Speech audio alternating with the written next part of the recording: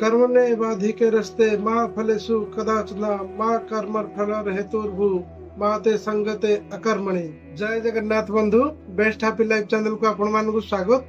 आज बंधु आम जानिबा जदि आपनकर रोजगार माने आय, जदि आपनकर आय जेमति कि आय ठार अधिक व्यय होउची माने आपनकर इनकम सपोज 20,000 टका पर मंथ आपनकर खर्च हो जाउची 25,000 30,000 भलिया।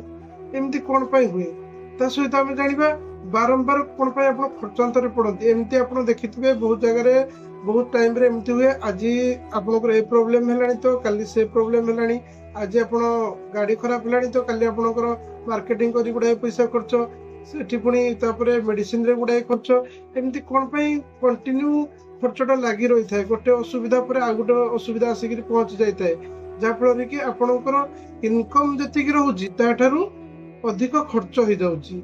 ता ऊपर आज बंधु आम जानिबा ताकू केमिति आमे हमर व्यय को कम करबा और हमर आय को अधिक करबा तार मध्य उपाय करबा एवं तार प्रतिकार मध्य करबा।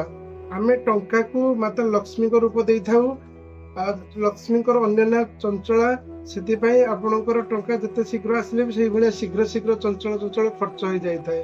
देखो बंधु जदि जतले हमर असुविधाटा सेठी हुए जतले हमर इनकम कम आउ अधिक खर्च हो जाय थाए।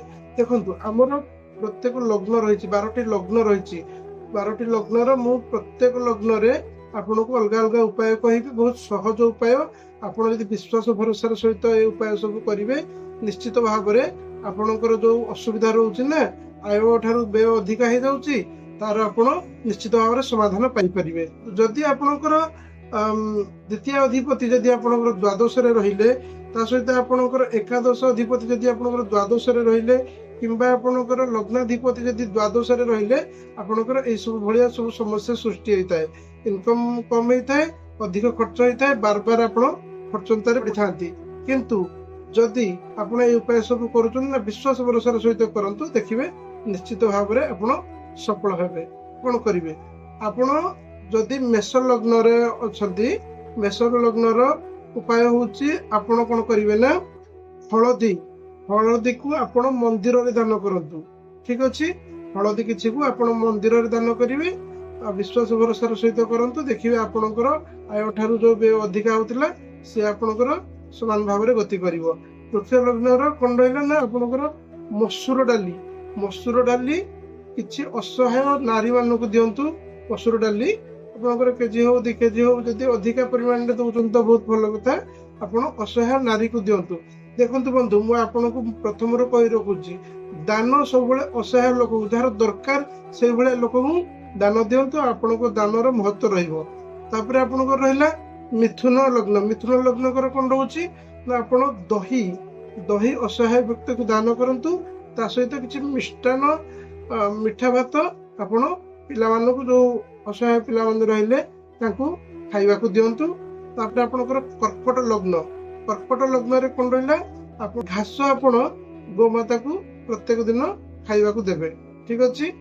ता सहित आपनकर सिंह लग्न रे कोन रहउची ना सिंह लग्न रहला आपण असहाय नारी मानकु किबा असहाय पिला मानकु बालिका हुंतु ना कहीं कि आपण क्षीर दान करंतु।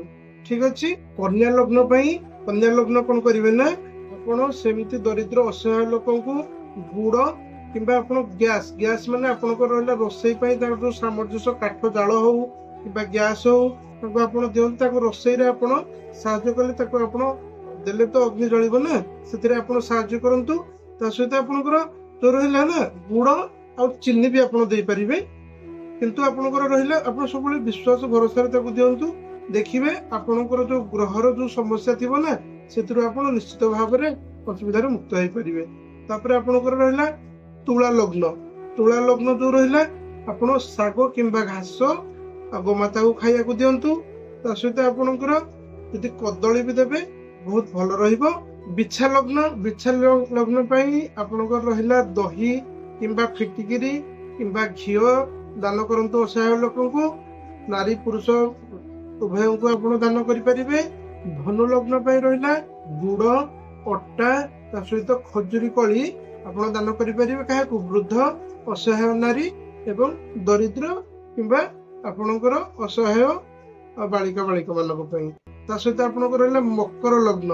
ମକର ଲଗ୍ନରେ ଆପଣ ପାଚିଲା କଦଳୀ ଗୋମାତାକୁ ଖାଇବାକୁ ଦେବେ। ଅସହାୟ ପିଲାଙ୍କୁ କିଛି ମିଷ୍ଟାନ୍ନ ଭୋଜନ ଖାଇବାକୁ ଦିଅନ୍ତୁ, ମିଠା ଭାତ କରି ଖାଇବାକୁ ଦିଅନ୍ତୁ। ଆପଣଙ୍କର ଯୋଉ ଗ୍ରହ ପୀଡା ଥିବ ନା ସେଥିରୁ ଆପଣ ମୁକ୍ତ ହେଇପାରିବେ। ତାପରେ ଆପଣଙ୍କର ଆସିଲା କୁମ୍ଭ ଲଗ୍ନ। କୁମ୍ଭ ଲଗ୍ନରେ ଆପଣ କଣ କରିବେ ନା କଳା ରାଶିର ଲଡୁକୁ ଆପଣ ଭଗବାନ ହନୁମାନ ଆଉ ଶନି ଦେବଙ୍କ ପାଖରେ ପ୍ରସାଦ ଲଗେଇକିରି ଆପଣ କାହାକୁ ଦେବେ ତାକୁ ନେଇକିରି ଆପଣ ଯୋଉମାନେ ଆଶା ବଡି ଧରି ଚାଲୁଛନ୍ତି କିମ୍ବା ତାର ଗୋଟେ ଆଖି ଅନ୍ଧ ହେଇଛନ୍ତି, ଯଦି ଆମେ ସବୁଠୁ ମାନେ ବୁଝିବା ଆପଣଙ୍କର ଯୋଉ ରହୁଛି ହ୍ୟାଣ୍ଡିକ୍ୟାପ ଲୋକମାନଙ୍କୁ ତାଙ୍କୁ ଦେବେ, ସେମାନଙ୍କୁ ଦିଅନ୍ତୁ।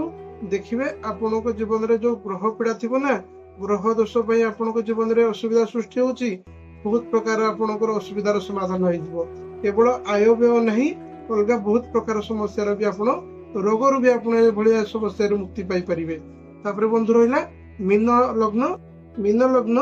ମୀନ ଲଗ୍ନରେ କଣ ରହୁଛି ନା ଆପଣଙ୍କର କଳା କମ୍ବଳ କିମ୍ବା ଲୁହାର ତାୱା ଆପଣ ଅସହାୟ ବ୍ୟକ୍ତିକୁ ଦାନ କରନ୍ତୁ।